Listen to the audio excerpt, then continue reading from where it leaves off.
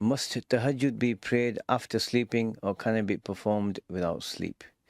This is something a lot of people ask. The word tahajjud, tafa'ul, the pattern means to struggle against something. So you're fighting against something. Hujud is sleep. So you're struggling against sleep. So, I mean, technically, if you want to follow the linguistic definition, even if someone stayed awake and they're struggling with sleep, and you know, they're keeping themselves up to worship, that would be tahajjud. I have seen the distinction some of the ulama talk about that there has to be some sleep before, even if it's momentary. Like you close your eyes for 5-10 minutes and then you get up. That would be tahajjud. I can't recall seeing anything specific in the Hanafi books, although I may be wrong on this. But the general benefit of praying in the last third of the night is gained by anyone who's awake at that time.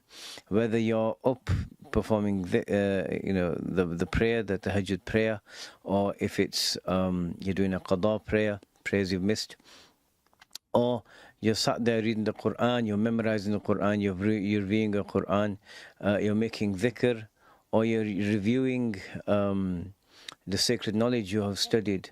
All of these are excellent tasks, excellent actions, meritorious actions, and they're all increasing in virtue by doing it at that time. So instead of getting stuck on this point, did I sleep, did I not sleep, do I have to sleep, do I not sleep, focus on just the last third, that it is the last third of the night, and I will pray at this time. So for example, if someone who works a night shift, I have a friend who used to work in a hospital when he was a student, and I don't know what he did, he just moved beds around and everything in a hospital, and then in the last third of the night, because he's there a night shift, he'd be praying. Did he sleep before it? Hopefully not. Otherwise he's been sleeping on the job.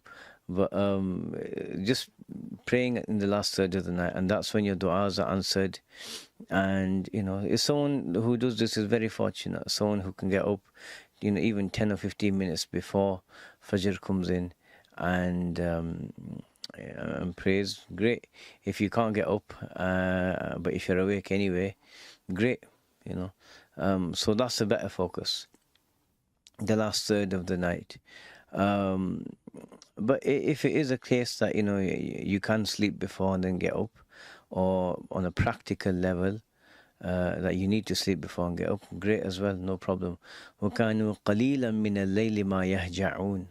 Allah subhanahu wa ta'ala describes those beloved to him in Surah Al-Dhariyat that they little was the amount they slept at night, meaning so some of the worship.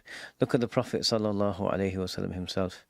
He would if you divide the night into 3 parts, he would get up at the beginning of the last third and he would worship Allah subhanahu wa ta'ala, and then he'd sleep again, and then until the adhan of Fajr was called, and he'd get up and make wudu, quickly pray 2 rak'ahs, the 2 sunnahs of Fajr, and he'd leave, and then he'd go and pray Fajr in the mosque. So this varies from person to person. Do what you can. Sometimes people have a question, actually a related question: what's more important, tahajjud or praying Fajr in the mosque?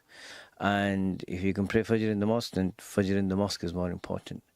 And if you've got bills to pay and if you've got dependents to feed, and you can't do both because you need sleep in order to be able to function at your job, then just have an intention in your heart: oh Allah, if I wake up for tahajjud and I can be fresh, I will pray.